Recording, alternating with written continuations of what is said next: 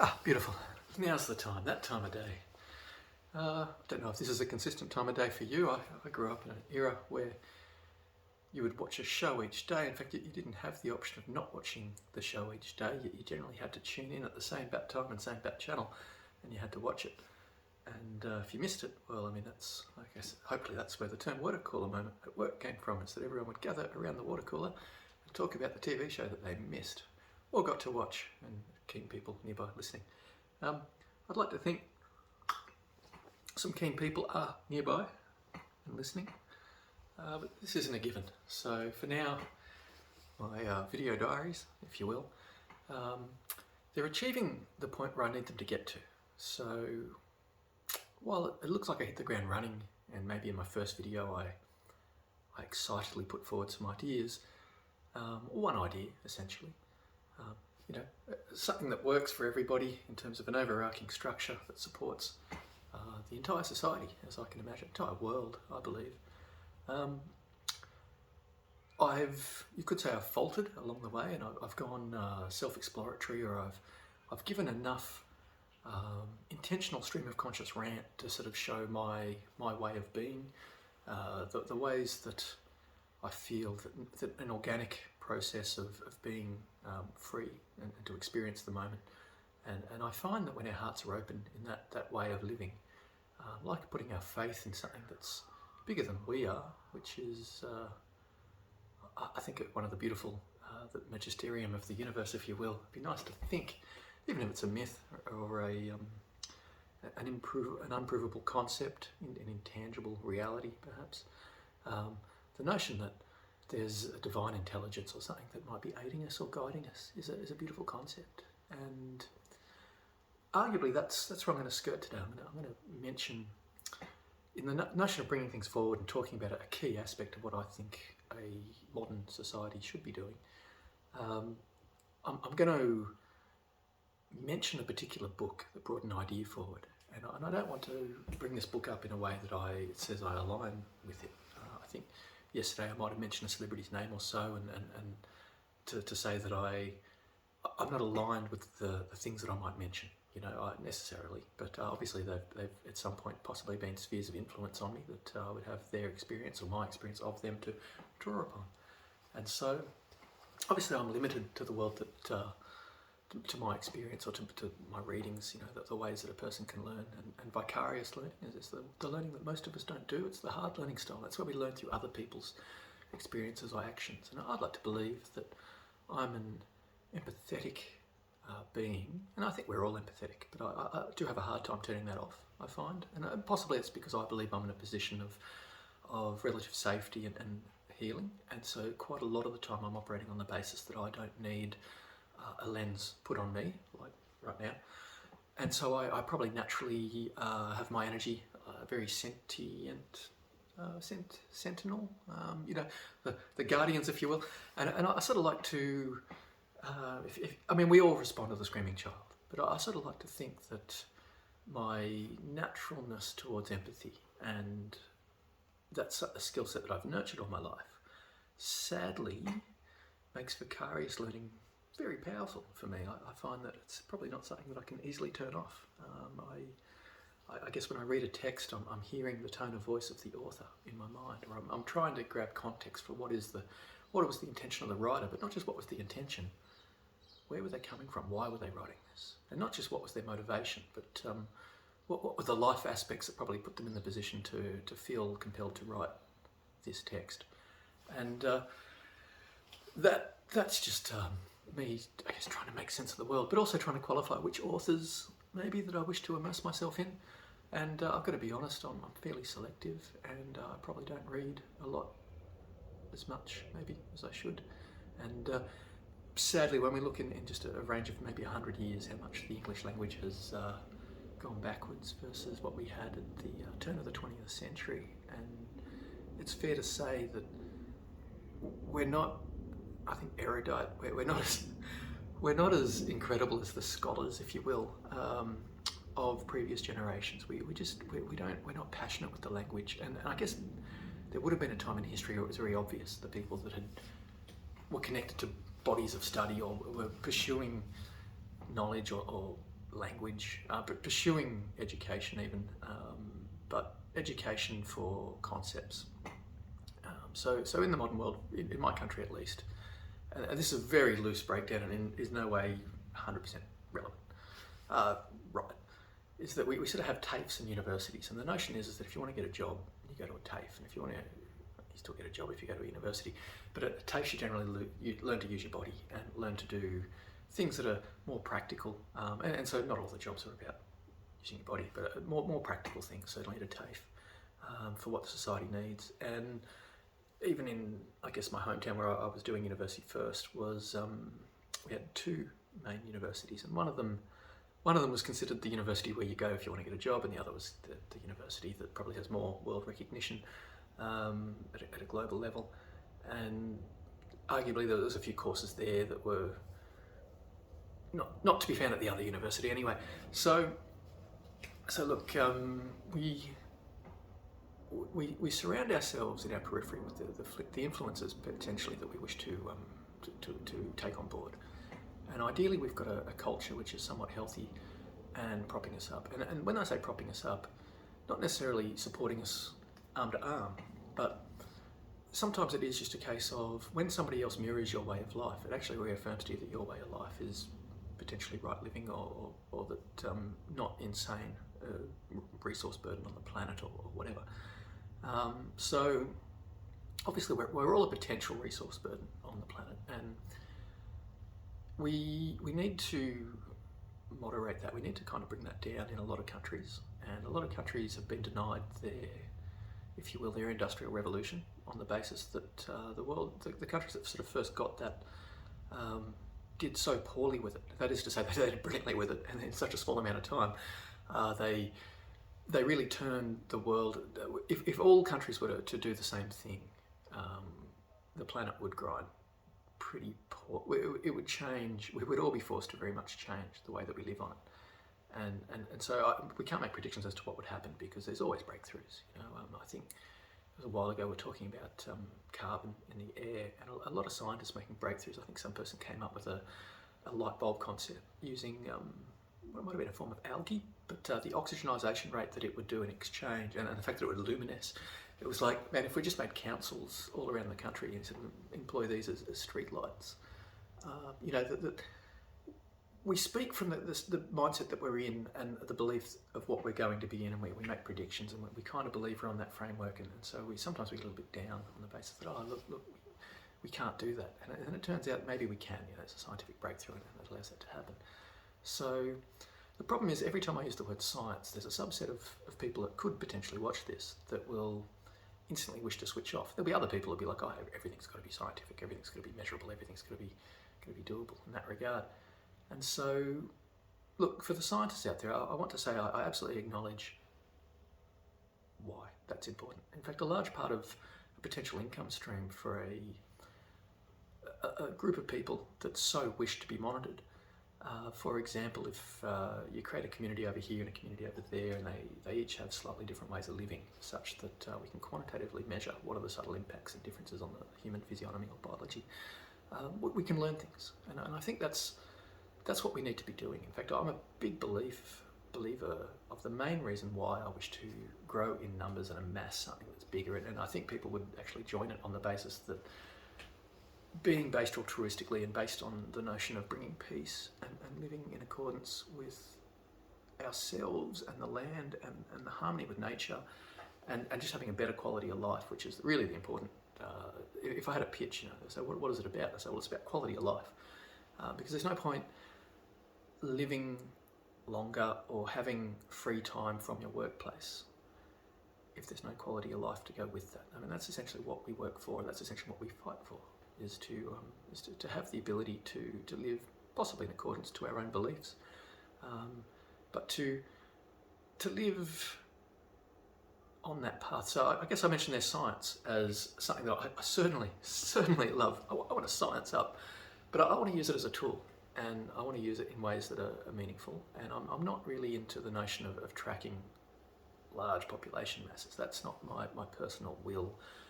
I don't wish to profit off that. But then I've just given an example where I actually deterministically want to.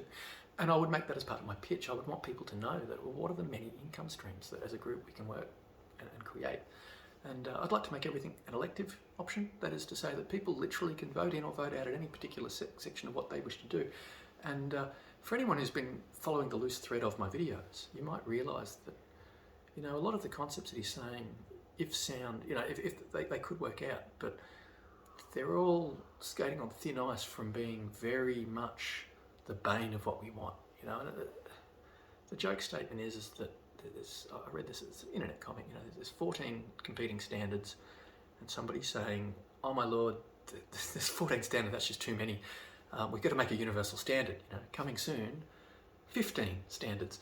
So look, you don't knock down one to just build another. That's ridiculous. But I do feel that so long as we have faith in a governing body, that body is regulated, and that's the important part, is that body appears, if you will, but people with no ability to make profit from that situation, and not just them, not their kin, not anybody. You know, they literally are operating from the basis of doing the best by everybody, and there will be ways to put that in place. And there's probably, as I keep mentioning, litmus testing.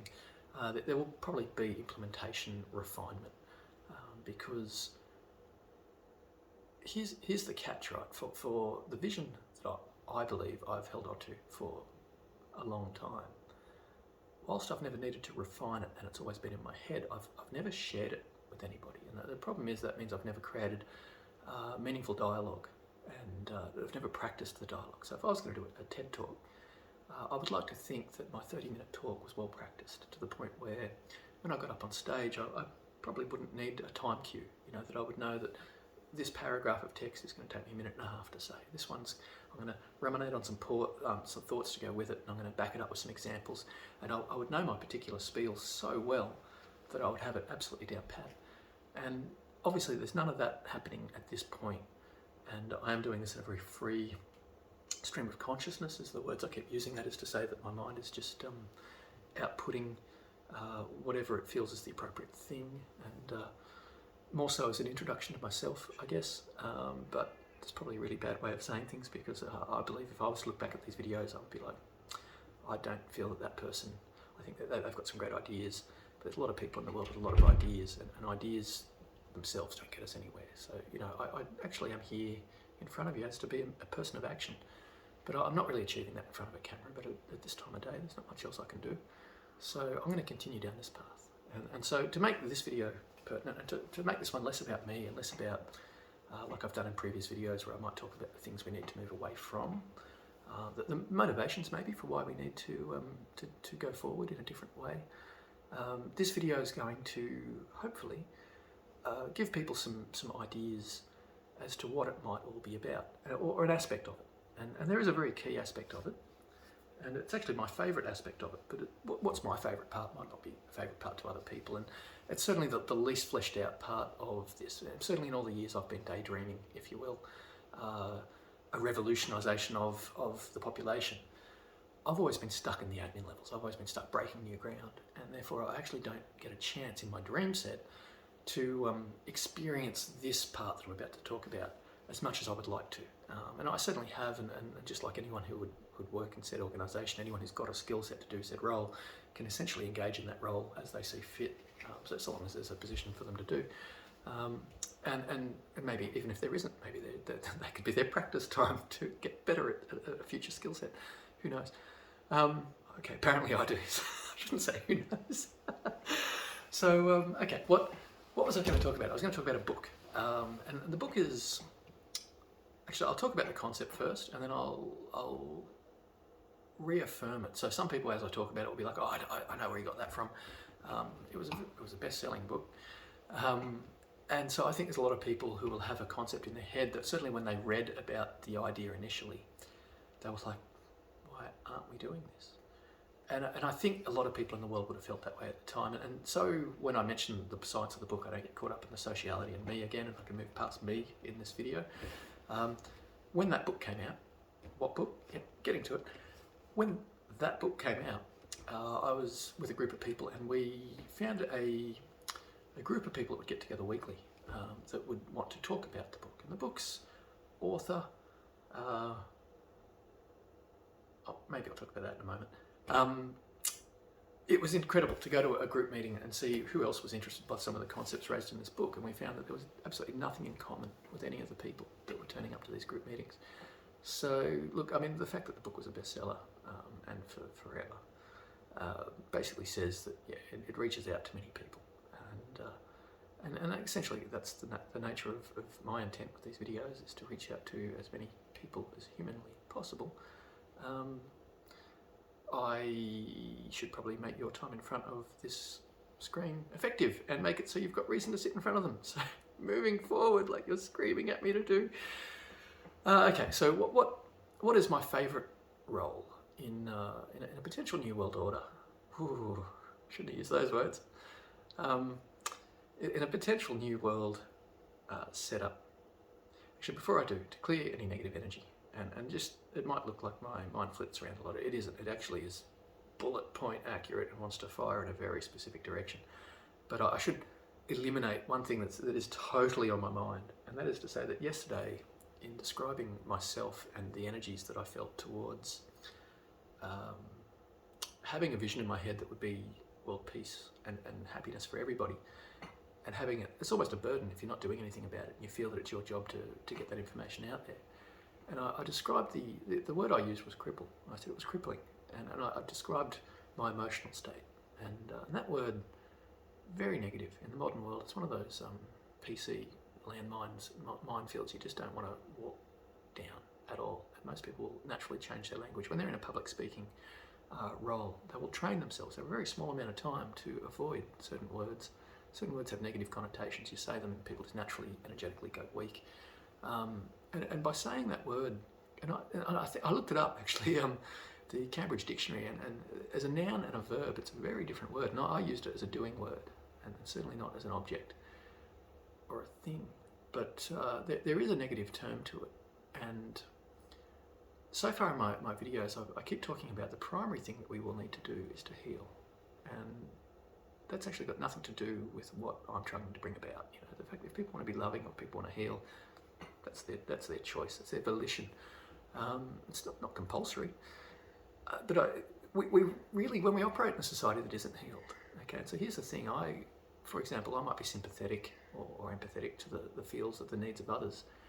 And so I might conscientiously try to avoid using words that might make other people feel worse off, and or minoritized or marginalized. And if somebody has an energetically negative reaction to a word or a key, you know, I keep referring to these videos as the Great Reset.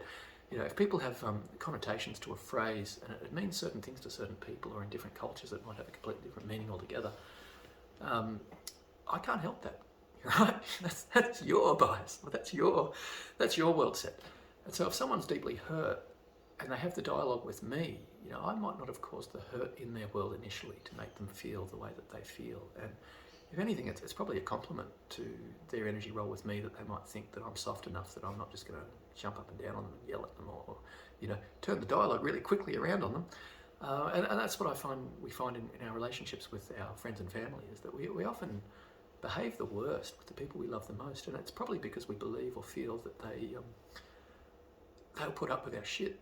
So we do act out, and I think there is the chance there for a feedback loop where people can reaffirm that they love us and that they have patience for us, and an eternal patience, you know, unrelenting, unrelinquishing patience, and they'll just keep putting up with us, and they'll keep bearing on with us, and they'll just passionately look to us and try to lift us up. And when we heal as a culture or as an individual, our ability to rub shoulders with people who aren't so emotionally loaded to hear a word and to respond to it on autopilot is it's profound. In fact, there's a taxation it's a religion for taxation purposes only, and they're totally upfront about that. I've always said that you can be of any religion in the world and come through our doors, and really we're just going to give you the ability to, as a human being, reset yourself back towards being the best operating capability that you can be. And they'll actually go and they'll look at the energy locks in your body and just be like, you know, oh, we say this word puppy dog, and all of a sudden, like, the chart just went nuts. It's like, well, man, when I say puppy dog, what's going on there for you, you know? And when we give people that counselling, that therapeutic session to release the stored energies that are in their mind and their body, that just under the skin, just the amount of energy that's just contained, that's not necessarily working for us. Maybe we can, as an actor, channel passion because of energies that are stored in our body. I don't know, but in my experiential existence, all the best actors, a lot of the best actors have developed a skill set because they've cleared themselves of detritus, these energies that don't have any bearing on them in the current here and now, and they've freed themselves of these anchor points that might they might be pain, or they might be causing them to not be able to be present at 100% in the present time. And I would like to think, for example, if I was to do the right thing by my audience and sit here and meditate and do some stretching exercises and some Tai Chi or something before getting on videos, that the unification, I think yoga is the marriage of the mind and the body. If I was to get in front of a camera as a whole being and an actualised being, don't you think the course of my words would be that much more powerful? That said, moving forward. So, apologies for any words I might use in dialogue, but really look at your own pains and why they might be eliciting those responses in you. And whilst I can apologise, and I genuinely do wish to apologise, I'm sorry. So I'm sorry for causing or bringing up a dialogue that might lead to pain, or using terms that remind us of painful situations. But I don't want it to be an ingenuine apology, and I do feel that if there's a healing process there, I just really, I'm apologetic that I can't spend more time with you as an individual to hear your story and find out a little bit more about what's going on. So as I said, moving forward. Okay, so the best role, bar none. Okay, so if I could do this role for the rest of my life, it would be my primary vocation. But just because I see it passionately, please, I don't want it. Nobody else has to see it passionately. In fact, I'm actively going to discourage as many people as possible from doing this role, because I believe it's going to be one of the well-paid positions, and I believe it's going to be highly sought after by a lot of people to do. And the reason it'll be so well paid is it'll actually be one of the hardest positions to qualify to get to do. And I hope I built up some mystery there.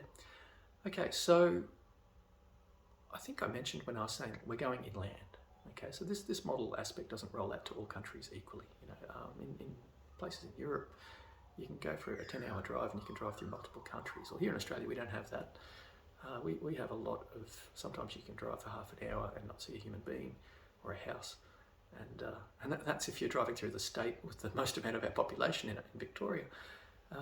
That was crazy. The first time I drove through Victoria, and I was with a friend, an actuary, who brilliant at crunching numbers, and we looked at, we'd go over a little hill set, and we'd drive for 30 minutes and wouldn't see a single house, and we'd go over another little hill set and be like, still haven't seen any bastion, any remnant of civilization. And this is our state with our most dense population piling in it. So Australia, we have vast land tracts, and this concept is that I mentioned, instead of having roads, that we'd have groves. Now, of course, we're going to have pathways and potentially roads. The term road doesn't necessarily mean high infrastructure. But the notion of groves isn't the full story. Groves is just one type of agriculture. But what the importance is for the world right now is to do a lot of food growing. And there's a lot more reasons. It's not that I want to replace present industries, or I want to say that present industries aren't making food in alignment with what people really need. It's to do with the fact that, and I link back to the first video where I think I referred to us as needing to be more so cells, or we need to be more able to be independent, but we also then need to be able to barter with our neighbours and exchange, be it credits or some such, in a way that works out. And when we double down on agriculture and production of primary reasons, the primary the things we need daily. Okay, so there's consumer durables that you build once and you basically have them for the length of your life, and there's consumer non-durables. They're the things that you need to replenish over and over again. And we're going to need to replenish, with a growing population, food. We're going to need lots of food. We're going to need food grown in ways that don't lead to health issues. And so that's what we're finding, is that the less nutrients that are in our soil, the less nutrients it actually makes it to the end products. And so to bring a product to market, humans have this notion that it needs to be perfect looking, and so we actually go out of our way to grow things not in accordance with the way that nature has always done so.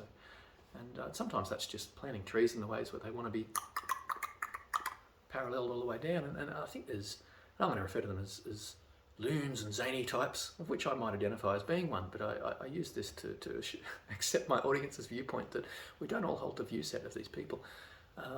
And there's people out there that have had transmissions with trees, they reckon, and they say that plants don't really like this agricultural method where we kind of treat them all like they're worker bees, and we line them all up as factory workers in such a way that they don't have any of their natural, their autonomy, if you wish, or their freedom to be themselves, I guess. Who would have thunk it? And there's a lot of things to suggest that plants do have an active intelligence. I mean, we've dismissed it because we don't see a spinal cord in them, essentially, is the reason why we dismiss it. We don't see the same biological constructs that most other living entities have. But if you look at the xylem and phloem tubes and you understand the way the electricity pulses through them, and the fact that humans ourselves are basically a tube, but because we're so developed, there's so many biological systems going on that we don't see the core aspects of maybe what different types of life might have as their aspect of working. And it's fair to say that I think the very bestseller book, not the one I was referring to earlier, it's called The Secret Life of Plants in the 60s, possibly 70s, sold millions of copies around the world. At the time it was a water cooler moment. Everybody spoke about it. Everybody knew a lot of the texts or a lot of the ideas that were brought up in it was common world speak.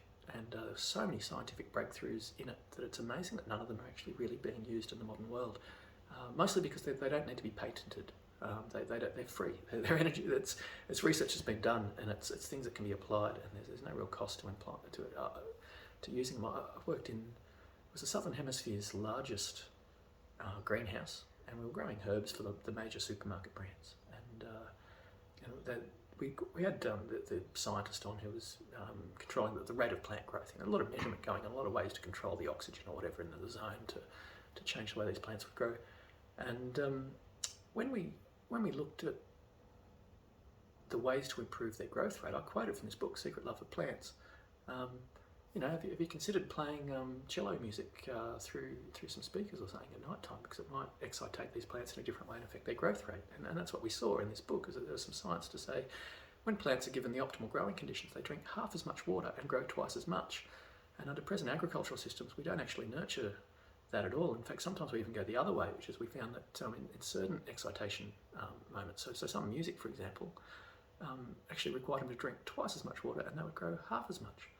So let's look at, there might be a form of consciousness in the plant, or certainly as a living entity. I guess consciousness isn't the term, but there is a life force there, and it can be nurtured, and that can actually affect the growth rate. And so that would be more part of, I guess, the science of a rollout. And I'm a big fan of science working for us.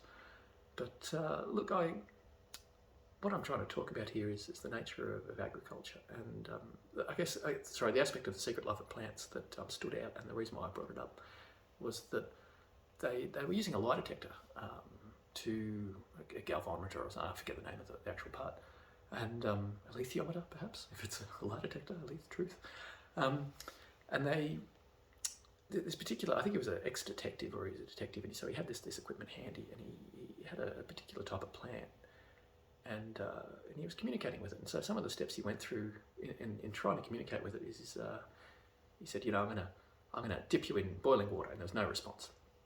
And then he proceeded to put the plant in boiling water, and electrically nothing happened. And then he was like, I'm gonna set you on fire, and like his little chart just went psst. And it was like, wow, okay, there's some sort of precognition here. This plant, the sensors went on to say he very reluctantly then proceeded to do so. And he became very famous, and people travelled from around the world to come and see it. And so some people who are into plants came around and said, oh, your plant doesn't look anything special. I've got a plant that's better than that. And he reckoned his plant shut down energetically. He didn't talk to anyone for like 3 weeks, couldn't get a response from it. So, whether plants have a personality, I don't know. But I do like to think that if we focus down on agriculture, that we grow plants in accordance with the way that they wish to be grown. And that's not to say that some loony needs to try and commune with these plants in ways to find out what needs to be done. And I'm not saying we just throw the seeds up and let them land where they may, because obviously the seeds that land on the hard path, they got no roots, no roots, no structure, no growth. There's going to be design, grand design if you wish, behind what we do and where, bastions of where we place infrastructure. And infrastructure in this instance being food growth. But in my head, the role for people that I would most like to employ, and this isn't the people that necessarily plant the plants, they can be a different team, they can be different groups altogether. But these are people on a daily basis that they wake up, and just like myself in the morning, to do these videos, I don't check social media or to even check my phone before I come here to sit in front of you. I allow my mindset to be in accordance with, I guess, my dream world or my own personal energy, to be here for you. Now, for the role that I'm about to describe, that's sort of probably what I would be hoping for, was that the people in their best light or their best energy would walk in and sit down and energetically commune with these plants. And not really sure what the steps would be there. I mean, if there's words or mantras or song or various things. I mean, again, this is again the science, and if you've got a big enough rollout, you can try control groups all over the place, and you can see what works and what doesn't. And of course, never just double down in one thing, because nature is dynamic. And what we find is that there's always something a little bit different. So always on the lookout, and always supporting the growth in ways that might not just be the perfect method, but also less than perfect methods. But this notion of exchanging energy with plants, the book that I was referring to earlier was called The Celestine Prophecy, and I think you'll find it was in the top 10 bestsellers for anyone that's at the new age, and I think that book's done its time, and so probably people don't even have it on their radars anymore. Fantastic book, atrociously written. Well, maybe not.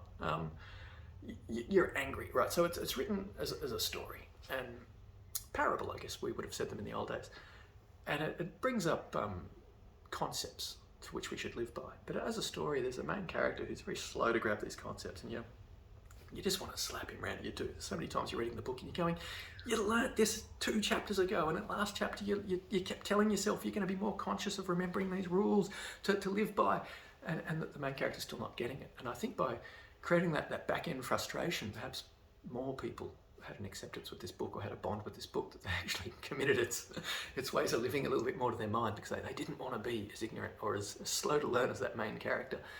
But the book itself puts forward lots of great ideas. In fact, there was even a companion book, an experiential guide that gave the science articles behind all of its prepositions. And then there was even a sequel which went on to explain what and there was 2 sequels actually, and the third book was actually brilliant, absolutely brilliant. And if you would actually send someone back to read these books, you wouldn't send them back to book 1, The Celestine Prophecy. You would go to the Colour Chakra Mystery, perhaps, I think it was called. I can't remember. It was over 20 years ago when I read these things. Now, if I can't remember the title, surely I can't remember the concepts in the books. Well, maybe I had an empathetic, vicarious learning moment, or maybe I actually brought them into my own reality and I've incorporated them. I don't know. Maybe I have remembered them, maybe I haven't.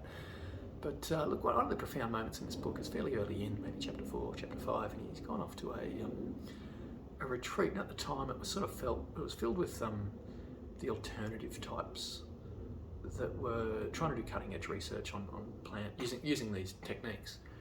And arguably, at the time I was reading this book, I mean, that was what I saw as in some of the accommodation that I'd be building. And so one of the pay structures of my concept would be to have people outside of the work structure who actually have money to come in and buy our time, our services, if you will. And so our services would be like world-class accommodation, world-class food, and world-class air, whatever, world-class water. Heck, I mean, that's not even a concept at the moment, but it'd be nice to think that that we could provide everything that a person would like, and at a level in alignment with what they're wishing for. But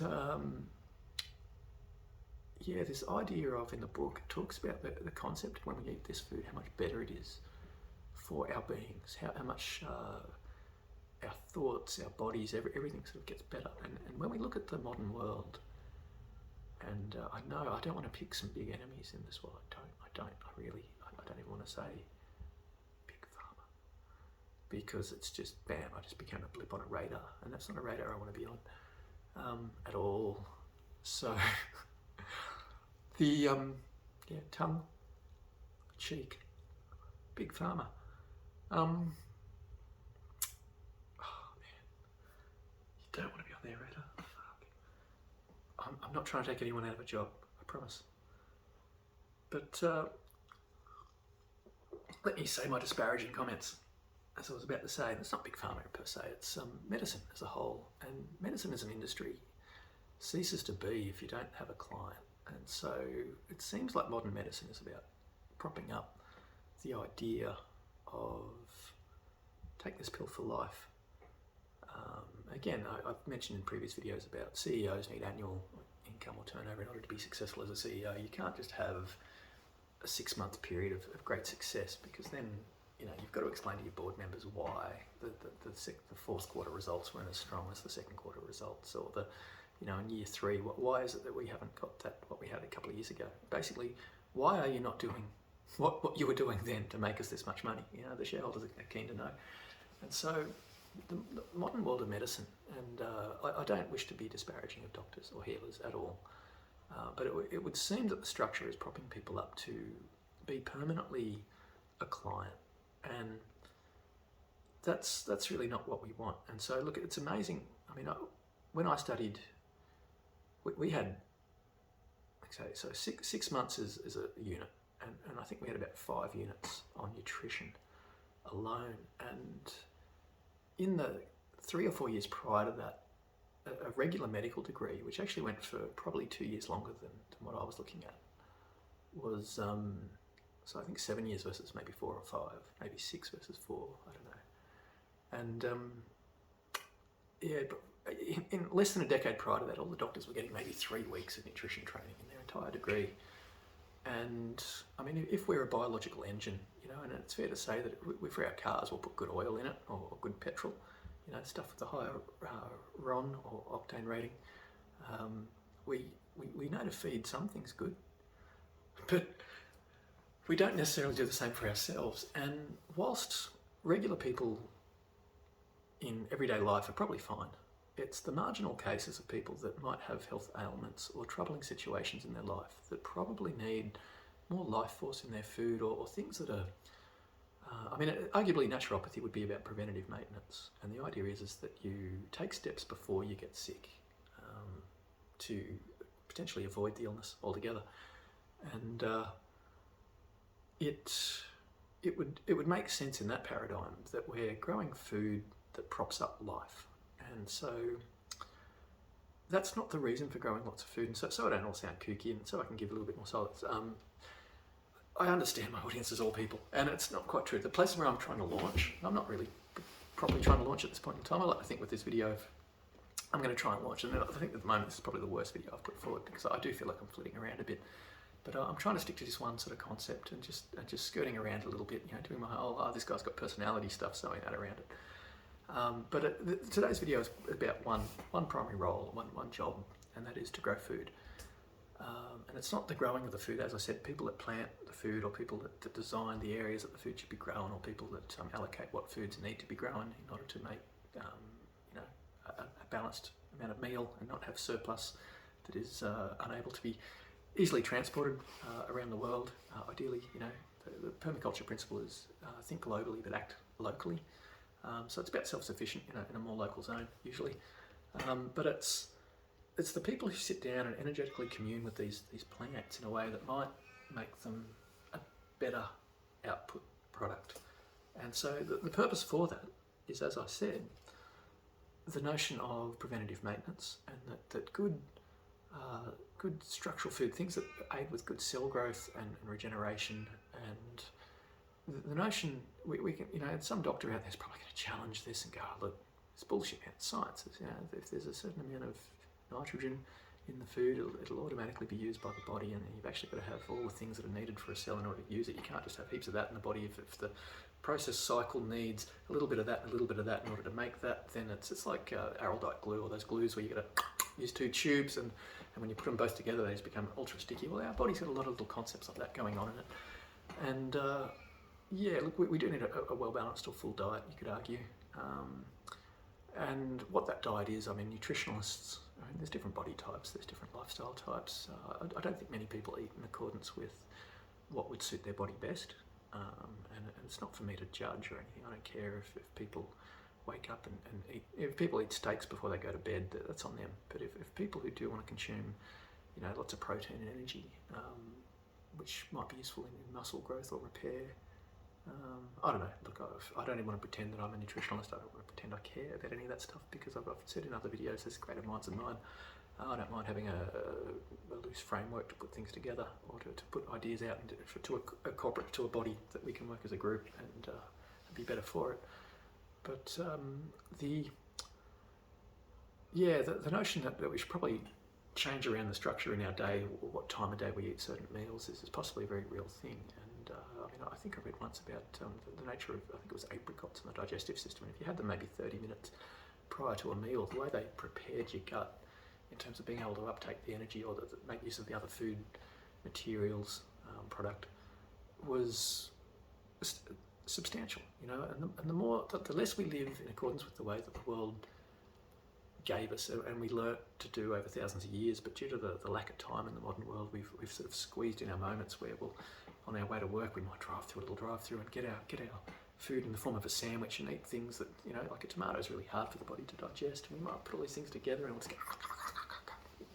shove them down and just trust that the engines of our machinations will figure it out and make use of it, But so there's a reason why we go to sleep basically for 30 minutes, rest and digest. For the 30 minutes after we eat, our body has to basically change all of its energy usage to try to break down and make use of the food in a meaningful way, and that's why you get a bit sleepy after a big meal. And I don't know if eating on our way to work through a drive-through 15 minutes before we get there, kind of shoving it in, wiping our mouth and starting work, because right as you're speaking to your second customer of the day, you're just going to be like, oh, so tired. And I do think in the modern world we put so much together that it probably stops the ability for our bodies to easily make use of some of the primary ingredients that we're eating. But look, I don't need to have an opinion about how to eat. I'd like to think that people who live more in accordance with what we know leads to less health ailments would be the people that you wish to essentially tax the least, or you wish to do everything you can to encourage right living. And whilst that sounds very manipulative, and in the short term, and it's primarily in the short term, and so for example, I'm only responsible for this vision for the next at most 50 years, and by that I mean, like I'm probably leaving a handbook for what I regulate, what I believe to be true, for other people to carry on and continue once my time is done. But at the end of the day, it's so we've got something to hand over, a model that potentially works to hand over to other people. And the things that are needed in the world right now, in a gradation or a transitionary stage, is very different to what might be needed 10 years from now.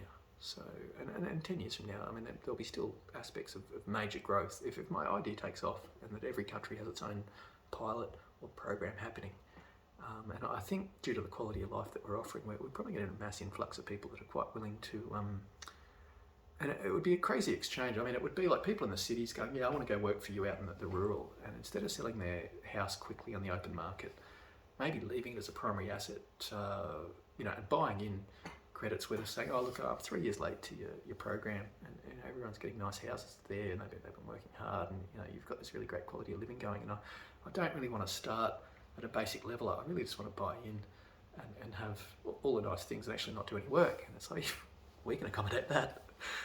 We can easily accommodate that, because essentially anyone that's backing us fiscally is a great influx. Is exactly what we need, and that's where I was talking, alluded to in one video very quickly. And the pace I talk at is very fast, and my apologies for the people that find the Australian accent and the pace at which I talk quite difficult. And I do believe my videos probably are due some subtitles, and especially where occasionally I say something wrong, like absolutely even in my own beliefs, and it's like, oh, I wish I had a subtitle right there to say actually meant the other thing to that. Probably these will be subtitled, and I'm not putting it on too heavy, the accent, I hope, and I hope my message is conveyable to everybody. But in terms of life and love and happiness and buying into something, the people that choose to not be a burden on any said structure in any way, shape or form, that is, they give more than they take, I mean, they are your best contributors. They are the people who are earning you the most amount of money, because we know money makes money. And anyone who says, like, there's $10, but I need $1 back, well, they've just left you with 90% of that money to go and use in other ways that might, in turn, make more money. And so arguably they've got a fair proportion of the further income that you can make off their assets, liquidity, if you will. And so that's where there's a lot of math. As I say, all roles are needed. A lot of math needed, because it's the theory of number markets is just crazy, and the way these systems can be used and utilised. Once you get to any body that's quite large, the inherent power that you get, or force that you get, is huge. And so I want to build a powerful entity, if you will, but not in a takedown state against anybody else. In fact, we're all about peace, and I love the fact that one of the things I'd like to be able to exchange with my governments in exchange for good, healthy food would be the training camps for potentially their security operations, be it for their military and whatnot, because they need good, healthy food in those services too, but B, look, you've always got a subset of society who want to be guardians, and obviously I acknowledge that people who want to work for me will be that way, and I, be yourself, by all means, be that way, because we need all roles. But I was really hurt in the modern world. I don't watch news, okay, and I'm probably as disconnected to the world as I possibly can be. And it gets back to, I think, at the end of yesterday's video, I did the highly embarrassing thing of talking about myself in terms of my own belief systems. And one of the things I've done is I refuse to subscribe to modern civilization, and that's a horrible thing to say. It's like saying I reject you. Why would I? If I say I reject you, why the hell would you have any faith in me? Get that? I don't reject you. In fact, it's out of my passion, my love for you, that I reject modern advertising. Sorry, news advertising. I choose to not see what the world keeps trying to sell me, and maybe it's because I've done sales. Maybe it's because I understand the way that if you promote information, you shape a person's mind to it. And mostly, I just don't want to have an opinion on things that don't matter to me, and have no worth whatsoever on my path. And so I don't watch TV. I haven't watched it for a very long time, many decades. Occasionally I've had moments in my life, I guess, where I tune into a TV series or something, but usually I would do that in the form of DVD, so there's no ads, there's no moments that break my engagement with source material and just interject random other things into the way. And I guess we get that if I've watched in my life, it'd be just about 30 YouTube videos, might be a bit more. I think we don't have the goodies on TV anymore, and I think I probably, when I was trying to show my child the goodies, probably watched a few goodies episodes, and if I hadn't done that, I could easily count my YouTube clips as being quite a small amount. And that's not to say I haven't put YouTube on and left it on as background on a TV, that it just goes to the next clip, goes to the next clip. But if I'm 2 rooms away and not really paying attention, then I don't really care. But I do find on YouTube that sometimes there are ads in between things. I guess I'm not monetizing YouTube, I'm not paying for the no ad version. But that is a thing. Now, I've spoken about a concept there. I've also alluded in another video that I'm a Chinese fire dragon, and whether I'm intelligent or whether it's Chinese astrology, which seems uncannily accurate to me, it's not something I necessarily believe in. I do, as a personality, always have lots of ideas every day, and I've got an idea there to pitch, but I won't bring it in now, because I know the problem is in my head is I have a lot of these ideas and I'm very nervous in front of the camera, so I don't flesh them out as the way that I think that I might be addressing them. And there's no feedback loop for me to see if I've finished a particular concept and given it in such a way that it can be an anchor in someone's mind. They can actually find gravity towards it, or it's a closed idea that doesn't leave them fatigued walking away going, well, what are we talking about there? And I don't really want to do any of that. But without the notion of a proper feedback loop or the professionalism that a better video, a scripted video brings, it is very hard for you, the audience, to put up with a ramble. And so I do feel I owe you better. But again, we're here in day 5, and I'm putting up very little amounts of work, and this is more so just a commitment to myself, I've got to have this going. So I mean, I spent a lot of time yesterday on the phone or sending emails off to politicians and powerful people around the globe, and well, not everyone. And if you didn't get an email from me, maybe it's your front of house. Maybe I didn't write one to you, and I don't want that to be that I don't consider you a powerful person around the globe. Quite the opposite. I'm trying to reach out in a very specific way and to specific people in the belief that there's a timetable to unfolding this, and that's where, for example, I didn't really want to give any examples or describe too much the ideas behind what's going to make my proposition work. I've really kept all of that off the camera so far, and I'm aware of that. It makes it so hard for anyone to have faith that this is a great concept, and it's a total concept, it's a holistic concept that really works at every single level of society and for all the needs of people and the needs of the things that we engage with and the businesses that they exist in the world as they are now, and allows a transition from one to the other, and it allows people with their existing money sets to not have any risk, and certainly not to disrupt any of the markets that they're operating in. That this can't be seen when I pitched little dribs and drabs all over the place, and I understand that the presentation here is not reassuring to believe that the total capability is in fact in front of you, and I'm not the total capability, but I'm certainly more than just here to get the ball rolling. But my dedication on these videos, and I prefer quality, not quantity, so I'm not just going for some large amount of time each day. That's not why I'm talking. It's not airtime filler. It's more to show there is a determination to continue and to honour my words. And so a couple of years ago, not really, about a year or so ago, I motivationally went out and did exactly what I'm doing now. So I got as far as essentially the day one clip, and I didn't have the right camera cut out at the 15-minute mark. And I think I was very fortunate in that more or less worked with the message I was giving at the time. But the first one didn't have a microphone, and I did the same a few days later. A little bit unhappy with what I had, and I'd gone out and I'd found a microphone, and I put together a better camera setup, and I found a screen that I could flip around and face me, and therefore it was a much better composed video, I would argue. And so I did a couple of clips, and it was a social media experiment, if you wish. I tried to launch a set of clips on the basis that it's altruistic and maybe people might be interested. And the one point of communication, I've got two.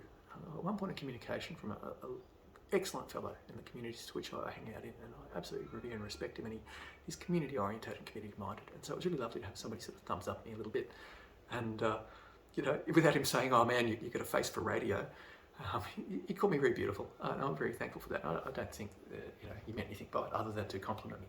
We're countries away. We're not trying to hook up or anything. It was just generally him acknowledging here's another person, and he actually went on to give me some great feedback about being a YouTube presenter. And I don't know if some of his feedback was just at the end of your video, if you've got something pointful to say, maybe just let the camera continue to roll in that natural setting and let people's minds experience that moment. And I thought, wow, he's spot on, because otherwise the next clip starts, and that might be all designed to be at a compressed volume level and all in your face and all energetic, and straight away in with the new, out with the old, and I would just be off people's peripheries instantly. And so the feedback was really, really great, and I take that on board. But the second point of contact, and this is the one that actually made me pull all of my public media that I'd gone to start, and all my motivation, all my energy towards the project. And he made it very personal, and he outright attacked me, and that was just his personality. I've seen him across a couple of different webpage names, I believe, and just not a happy soul. And it's sort of person who likes upvotes. So if you the class clown that likes to poke fun at people because it gets them attention, and essentially that's sort of what I feel like I was up against. But the rudeness that was thrown at me, and it's because I've got a family and I want to protect them. Everyone wants to protect their family. That I sort of thought, look, why would I put myself in the public space? There's just there's no purpose to this. This just doesn't make sense. So I stopped. And I say this now as a reaffirmation that that's not an option this time around. And I don't do this anymore. It's not, as much as I'm uncomfortable in front of a camera, I just have to do this. I'm kind of trying to hold back tears here. You don't understand how much I don't want to be here, but how much I have to be here. And so there's no backing down from this. There's no walking away from this.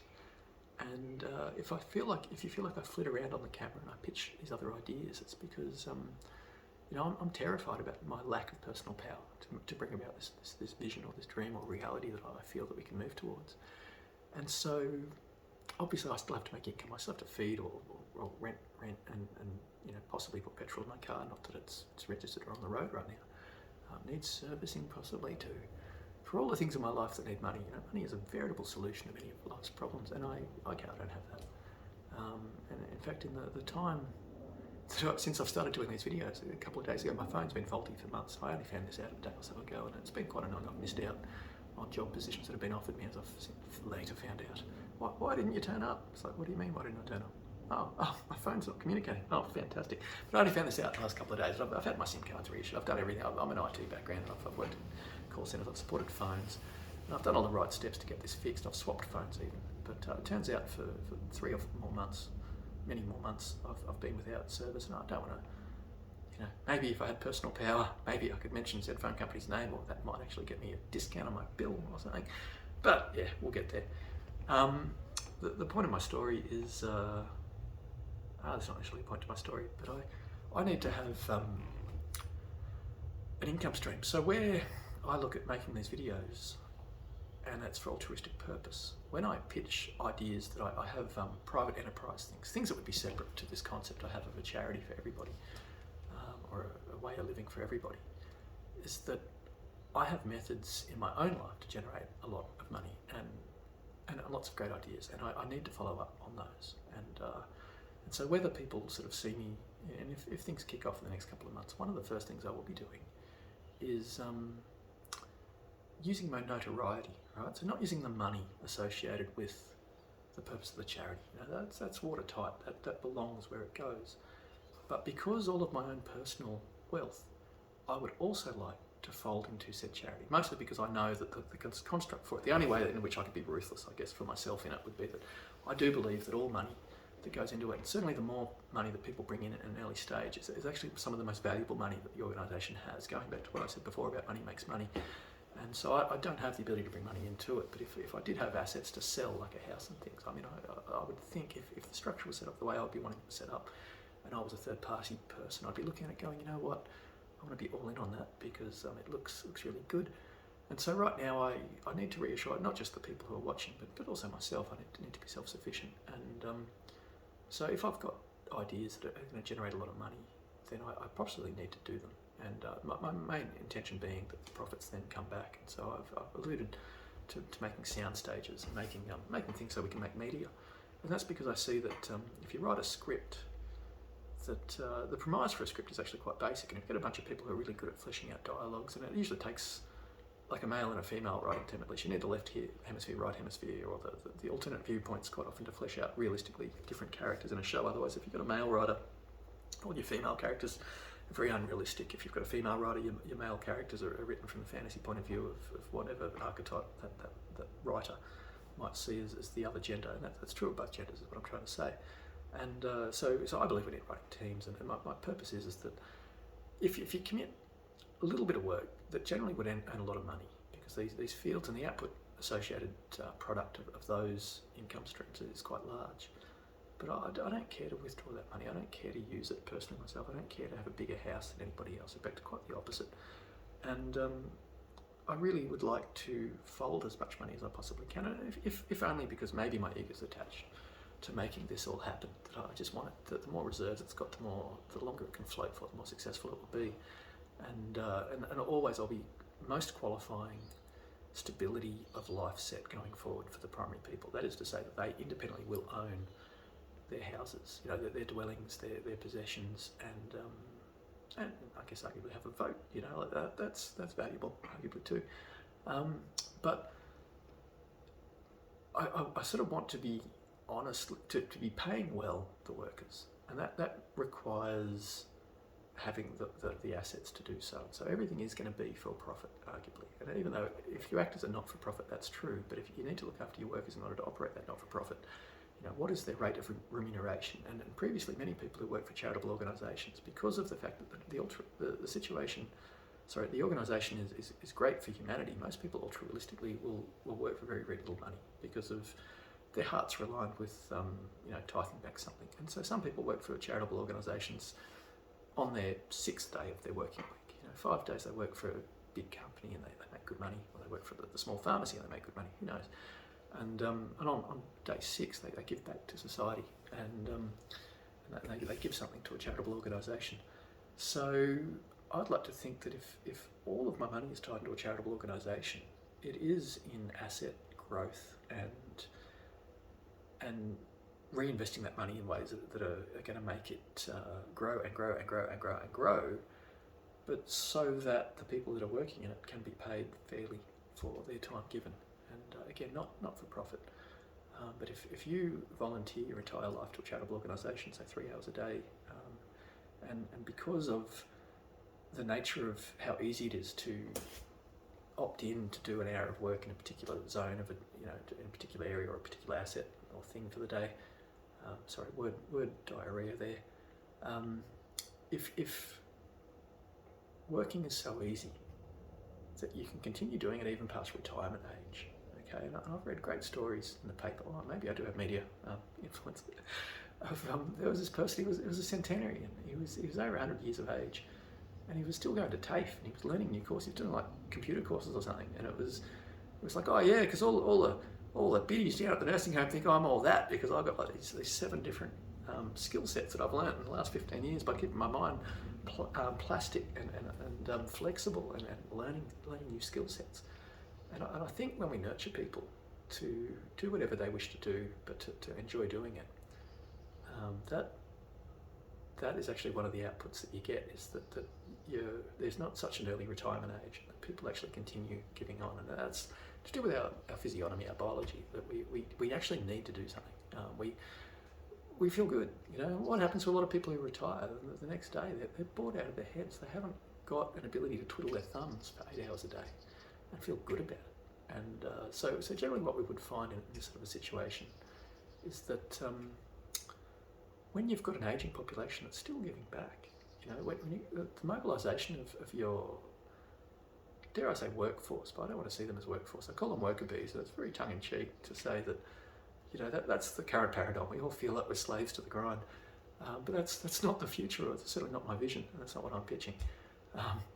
But when people can effectively do tasks that are very not skill-based at an earlier age than what is typical to working, or when people can work well beyond what is typical retirement age, the amount of hours we need to work in any given day is a lot less. And certainly when not everyone's stuck having to pay the interest off on their house, and for all the areas in life that our money's less effective because of either the time we lose to having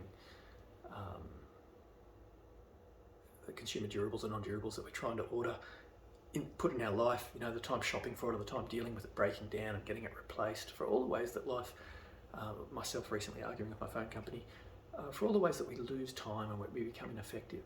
If we could turn all of that time to not existing at all, because we've got a significant number of people willing to take a genuine complaint, and not with a 50-minute waiting time, but like, yeah, how may I help you? Oh, you need that done? Yeah, okay, yeah. Actually, we've been doing this all day today. It must be a theme right now. We'll have to look into what's causing that, and thank you very much for the feedback, and we'll have that sorted by. And about effectiveness, and all of a sudden, this notion I keep pitching about maybe people only have to work the 3 or the 4 hours or something quite little, and beyond, and voluntary well beyond that, and even they don't have to do the 3 or 4 hours. If they choose for 2 years or something in their life to take time off, a gap year, as we would call them, when you finish high school before you go into university. And I think in some countries high school isn't the later, I don't know. Look, what I was trying to say there is when you finish your upper secondary education, and a lot of people, before they commit to further study, they've already been studying for more than 12 years or 13, 15 years or something. They're like, I want to take a break and go and do something else. Just see, and it works out better. People need to refresh their minds. And so I think there'll be times when, and there's always the ability for people to choose, I'm not really earning right now. And the idea is that there's a lot of credits involved, and that the contract of your birth is that we know that you're likely to give back. And there's always the black sheep, and there is an accountable percentage that'll hold you back, or there'll be a cost to your society. And I think if we work not so much towards minimising that, because again I say you've got to nurture all things. You need to diversify largely, otherwise we become weak. But I do know that with some refinement that we can create a way of life where people are more effective with their time and more remunerated for their time, even if they work less hard and less hours. But I also feel that passionately people will pick up skill sets. If you make training and education cheap, or available, certainly, and people have that option to educate themselves to do roles that they like doing. So whether that's sitting in a grove with trees and just doing Tai Chi, or enjoying a communion in energy. If you want to sit in an office and crunch numbers, by all means do. Maybe you don't want to sit in an office. Maybe because you've done the training modules to do your role, you can choose to do it either from home or on your porch, or your partner's down in the grove doing whatever, and you're 250 metres further up the hill getting a picnic sandwich out, and then going back to fielding 15 minutes of phone calls and having the ability to log in and log out so rapidly, quickly. But I think once we work to the notion that we can train people up and that people are motivated to support their organisation, it works better. And we see this in private enterprise, where there's profit sharing for the organisation as a whole based on how things are working. And so instead of just the manager walking the floor and being aware of occupational health and safety, when that workers are realising that, we all need to walk the floor. We can't risk accidents because the cost is so huge and it will affect our Christmas bonus that we're all due to get. And it doesn't have to be at Christmas time, but we've seen it, and it does happen that when people are motivated to have the organisation propped up and earning more money, that people seem to work hand in hand towards that goal, and it is so much better for it. And so again, this is where each video I try to introduce either a concept for what I'm talking about, and some of the ways in which a refined vision of how a modern world organisation can operate is, because the two really have to go hand in hand. You don't get one without the other, and we really can't see a new paradigm until we're in it. So I only can ask that people have faith that I do have a tied together package to pitch, and I'd kind of like to do it in a live process. I'd like to do it in such a way that when critical hits, that we can surf that wave, because when you've got the attention is when you act with it and feed it.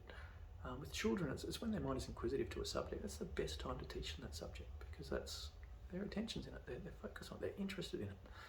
And so whilst these videos aren't necessarily interesting, they are borderline exciting, if for the very least that we move away from, it's an exciting world we live in, but I was about to say the dull and mundane world of our existence, but it's anything but that. And that's the problem, is we're all burnt out from too much excitement, if you will, from too much effort, from too much stress, and it does affect us. And that's not the note I wish to leave a video on, but pretty much this is our time. I can just see by the position of the sun in the sky that this has been a while, and I think there are metrics on YouTube. I think the ideal time is about 30 minutes. That's enough that people are willing to commit. As soon as I go more than an hour, the big weakness is what TV shows are more than an hour. None of the shows that we consume on a daily basis really are. They might be 30 minutes, they might be 40 minutes, they might be an hour. But really it's the movies.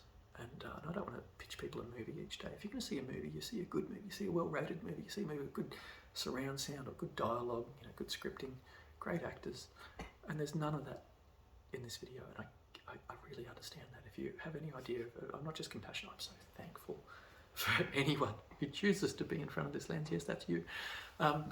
You've chosen to do this. Now, okay, somebody's probably just skipped forward in the video to just this moment and gone, ha, I just got that compliment, I didn't even earn it. Look, it's not a compliment you have to earn. Thank you for even considering looking at this video. Thank you for, if a friend has passed this video to you, so probably people in the future, the immediate future, if I'm to take off, somebody's probably seen something and gone, hey, I'm going to share with 10 of my friends. Then thank you. Look, there's a lot of metrics in the industry that an angry person tells 10 people, and happy people don't always pass this on. And so really what we're trying to do here is we're reclaiming human power. We're not trying to be a big negative network trying to do negative press. That's great and it's stimulating. There's a lot to that. We all need answers about a lot of the stuff that's causing us grievances. So we probably can easily identify with press that talks about the things that are our current fears.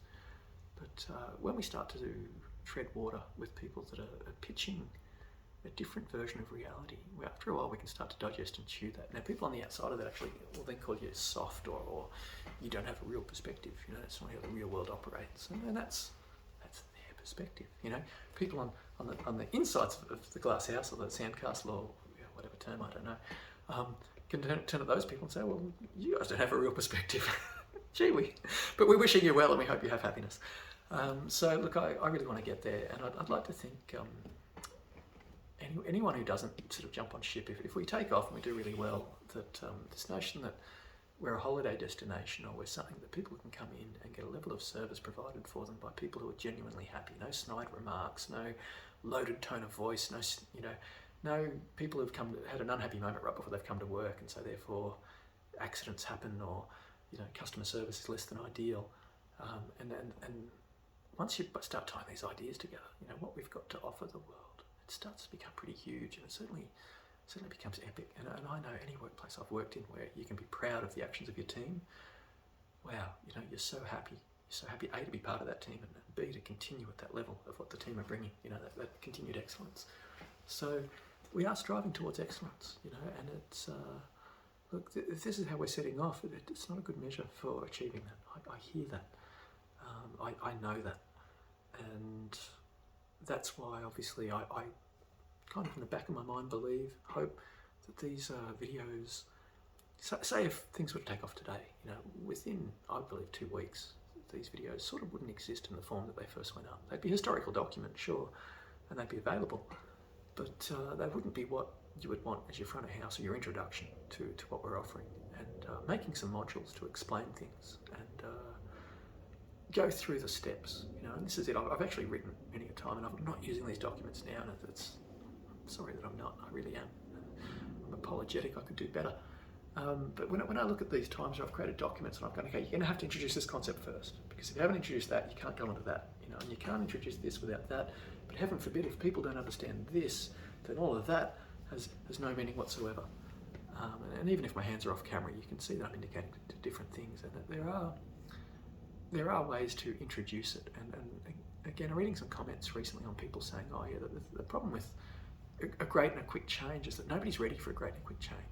If you're the person who leaves work on Monday and then go and have profound and great change and then come in on Tuesday, nobody recognises you. And the time it takes to digest something, especially when, as we change a paradigm, we can't just digest it overnight. You don't just go tomorrow, oh, as of tomorrow I want to have religion, or as of tomorrow I want to be a rollerblader. No, that's a skill set you got to learn. As of tomorrow I want to only think positive thoughts. Well, no, you've spent years conditioning a different mindset, and you can't just, for the speed that the brain works at, you can't just instantly have every single little thought just magically in alignment. I say can't. I guess I'm setting that up. It's one of those catch-22s, the vicious circle, a feedback loop, if you will, and I'm sort of making it happen. The people that might hypnotise you, the people that might teach you that you can do these things, which is really what I'm a can-do person. I guess we wish to use languages that are reaffirming and supporting, and humans are super powerful and we can change things very, very quickly. But there is still just a little bit of time needed to digest, and that's the only reason why these videos are so slow in their purpose. That is to say, not so much each video is slow, each video is atrocious, it's got its brakes on and it's in reverse. Good thing the brakes are on. But as a whole, it's not selling a consistent message yet. And I think you'll find any moment now they will. Anyway, time for me to get the day underway. Well wishes with.